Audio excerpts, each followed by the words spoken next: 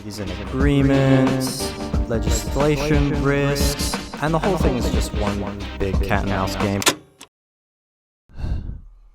I was wrong.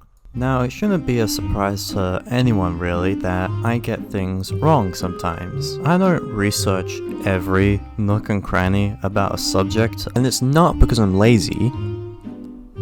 No, seriously, it isn't. I just don't have the time. I just learn roughly everything I need to know that's important, and then hopefully echo that information in my discussion. And this is no exception for the topic of this video. Now, I do get things wrong sometimes, and if I catch me saying something wrong, I'll put in a slight edit or just end up cutting it all out. But it has been brought to my attention that there's a part in this video that's so wrong that I just had to correct myself. More specifically, there was this one commenter that left quite an impressively long comment on a stupid YouTube video. Also, please, for the love of the holy algorithm lord in the sky, please do not go after this person. They're very chill on the matter, surprisingly, and they do not deserve to be chased after. Also, I'm gonna try and leave the excuses to a minimal. This is completely my fault, my research error, and I want to correct it properly. Mistake number 1. Adobe isn't bothered to do all the legal stuff that we discussed. Okay, I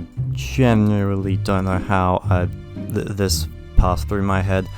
They already most likely did all that stuff already. Because, well, they had to publish the damn thing. Of course they would have to go through all that legal copyright stuff. Which leads me to my second point. Legality issues isn't the sole reason why Adobe's DRM is bad. Okay, I'm gonna be completely honest here. I probably should have left all the legal stuff out that video.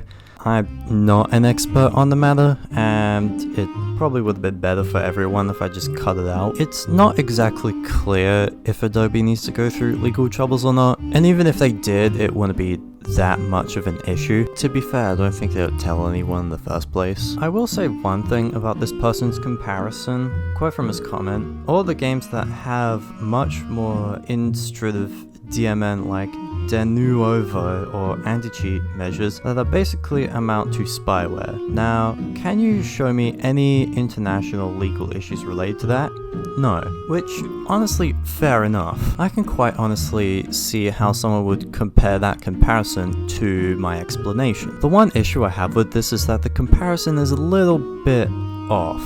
Since you're comparing something made for the gaming industry to something used in the creative industry, which is two completely different industries. Again, not trying to be aggressive or anything, I just want to give a little bit of insight. Comparing Adobe's DRM to something like anti-cheat would be comparing something like, I don't know, whipped cream and mayonnaise. Get ready for the worst analogy of your life. Yes, mayonnaise and whipped cream can be categorized basically the same.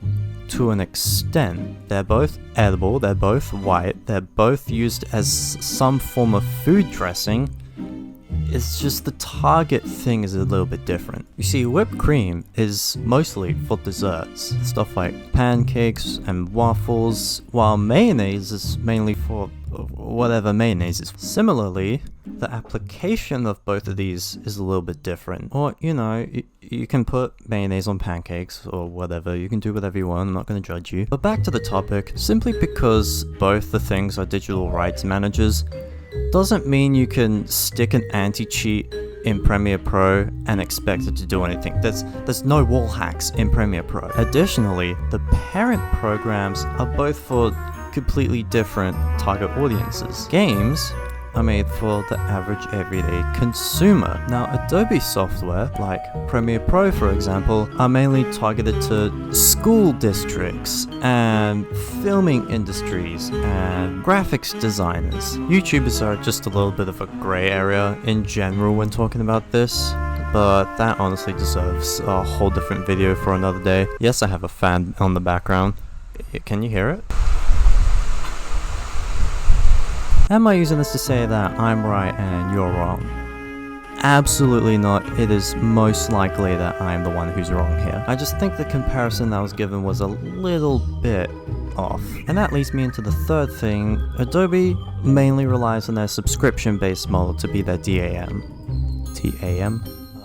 Germany, Christmas. No, absolutely not. I found this out at 5 a.m. when I read this comment the first time. Yes, Adobe relies on it a little bit, but it turns out they have quite an impressive DRM system. I didn't find this out until I read this comment. I don't know how I didn't figure this out. You see, I read a source that Adobe's DRM is quite reliant on their subscription-based model, and since Adobe Creative Cloud is super easy to pirate, I just thought the DRM was weak as hell. But no, it turns out their DRM is actually really powerful, and yet still really funkin' useless. I found this out on the last day of editing, and it doesn't relate to this as much, but I just thought it was funny to mention. Adobe has a piece of software that acts as a DRM for certain ebooks and stuff that people make. But it's so poorly reviewed because apparently it doesn't work as well. I just thought it was funny. Anyway, I just wanted to correct myself after that mistake. I dragged this out way too much. Anyway, hopefully that won't happen as dramatically next time. Okay, bye I guess. Subscribe for more suffering.